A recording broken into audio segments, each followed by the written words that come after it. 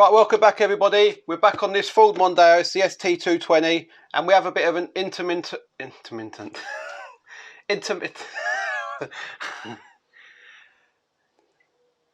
what is it? Intermittent. And we have a bit of an intermittent I can't say it. Intermittent. You having a joke? I can't say it.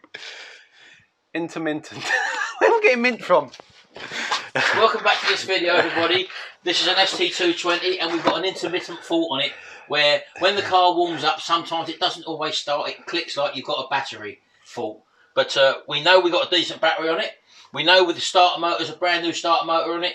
Apparently there's some sort of a linkage or something in the loom between the starter motor and the alternator.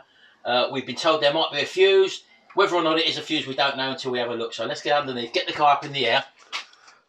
I'm just going to disconnect the battery first. So we're disconnected from the top end, then it's just a matter of two bolts to undo, one on the alternator and one on the starter motor. Right then, so we're just going to disconnect this battery leads. Right, so before we started, I've undone the negative first, and then we'll go ahead and just whip this positive one off. So there we go, we're fully disconnected. So we're disconnected up this end. What we're going to do now is we're heading under the vehicle, look for the rest of this loom that goes to the alternator and the starter motor, and we'll have a look at it. Right then, so the only access to the alternator is we've got to come through the wheel arch. Obviously that means wheel off, inner liner off. Still might have to take this one off yet because the alternator is just up here, as you can see there. And the wiring comes up and over the engine. It doesn't actually run under the vehicle. So we're just going to take this other lining out now, and then we'll hopefully be able to get to them plugs. Right folks, so if we just have a quick look at this wiring diagram for the ST220, you can see that our battery has two cables coming off it. One of them goes to the fuse box, this is the fuse box, and the second one goes straight down to our starter motor, which we've already seen. And then from the starter motor it tails on the back of that terminal and goes straight across, straight into the alternator.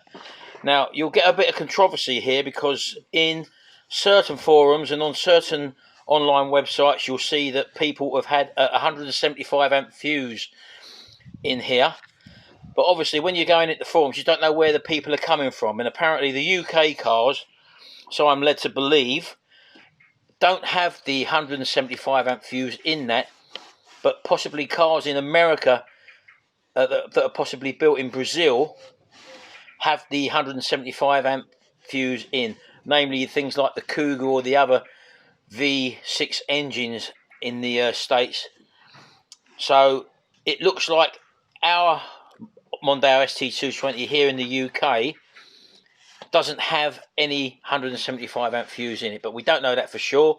All we can do is to try and trace the loom from there to there, which looks like a pretty much straight line, but in reality it goes from down there from the starter motor, which you can just barely see down there, up through around the back of the engine and right round the back there. So it's not as easy to search out as it shows on the diagram basically. So that's the situation we're in at the moment. We're just trying to find the other end of the alternator, and we're trying to gain access, which is basically up there where Gary's pointing. You can just see the back of the alternator there, and looking at the terminal. And that's the situation we're in at the moment, folks. So we'll come back to you when we found out a bit more. Right, folks, we've done a bit more investigation. Very, very awkward to get to that alternator. But what we can see is the terminals on the back of the alternator, which are very, very tight and also very, very dry. And we've also had our little endoscope, which we've stuck up by the alternator, because apparently if this had a fuse in line, the 175 amp fuse, you'd be able to see it about sort of 8, 10, 12 inches in or whatever. But we've gone right up there and there is definitely no fuse on this circuit. And anyway, if that fuse was playing up, if it did have a fuse there, it would either be obviously an all or nothing situation. But this car obviously hasn't got the fuse in line. Oh, hello. Sure. Is that me, is it? This fuse hasn't got the, this car hasn't got the fuse in line. So what we've actually done is gone back over to our starter motor cable and we've inspected that thoroughly. Let's show you. So this is the cable that comes from the battery, and as you can see it's only a little short cable. We've taken it out, I've actually clipped it back in again now, but it just goes down there to here, and literally just go straight onto our alternator here. Can you see that? Yeah. Go straight onto our alternator there, and then this cable here is crimped onto that lug there, and that's the one that goes over to the alternator, which we've seen the other end of. And there is definitely no issue there, no high resistance in that joint whatsoever. So we're satisfied that this system is okay. So did you have a new battery on this? I can't remember. It's had the battery and starter motor in it. This all started off, folks, when he had an issue where he lost all the dashboard lights, and then it conked out, didn't it? Then it wouldn't turn on the key. Yeah. So first thing, obviously, you do, you put a new battery on. So he done that, and then we had a starter motor possible issue because we were getting the clicking. So he put a new starter motor on that, and then the thing was running fine. And then what happened again, every time, not every time, but when he went out certain times, and he went to turn the key, and it seemed like the battery was flat as well. And we could actually jump start it though, couldn't we? It was bump start, perfect. Yeah, so you could bump start it and your car running properly.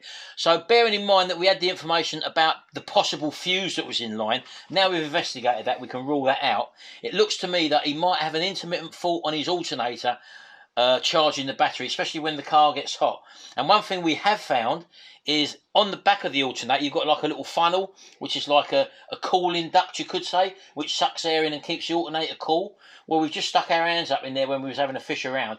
That was full up with leaves, folks. So it looks like it could possibly have an intermittent alternator problem due to overheating. So he's got to make a decision now. We're going to clean that out, obviously, and see how it handles from now onwards.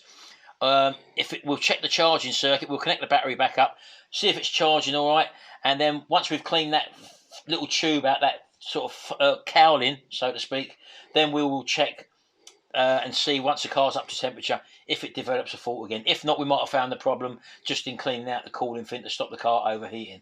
Anyway, that's where we're up to at the moment. He's going to put the battery back on, and then we'll check the battery voltage with the alternator off, running, and with the engine off, and see if it is charging.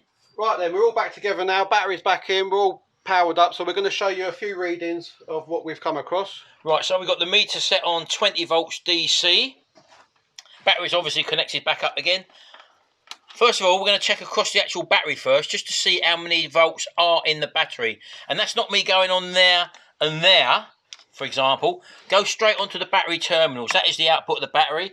And we're reading 11.97 volts there, which is a little bit low, to be honest with you. And if you want to check your joints on your battery, because sometimes you can have corrosion around the joints or a loose termination there, for example, what you want to do is make your good connection on one side and then check at different points of the connections. Like now I'm checking not on the battery terminal, I'm putting it on there, and that's checking, making sure that that connection around that clamp is tight. And then the output to the fuse box, which is that one there, put it on there. Are we getting the same reading? 1197. Yep, so we're pretty much secure that all our terminals are tight and everything's correct there. And you can do the same with your earth as well. Hold the positive on the centre of the battery terminal, and again work your way around and see if you've got exactly the same terminals, connection voltages all the way around. If you had a voltage drop or a loose terminal or a corroded terminal, that would probably show a lesser voltage. So you can also check down to your chassis bolts as well. There we go. So even down to the engine mounting bolt there, I'm just checking that the earthing system is all okay. And you can periodically check all different things around the car. There you go, look, 11.97. So it's pretty sound. The earthing system is sort of okay on this car by the looks of it. So right, so he's going to start the car up now. So we know he's got 11.97 volts at the battery. So when he starts the car up, this should push the voltage up now, going into the battery so that the battery will charge. So let's have a look at that.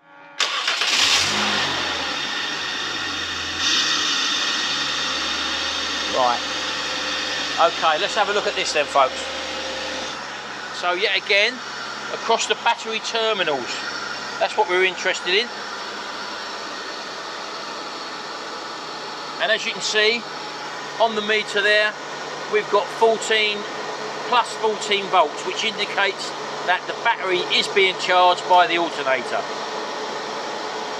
And that's on tick over.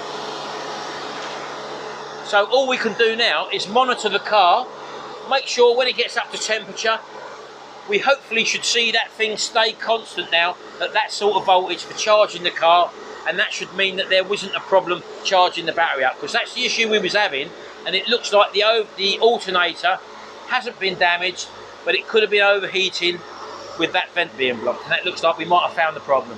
So right, we just turned the engine off now, and just to check whether it has been charging the battery, we had 11.97 there first of all.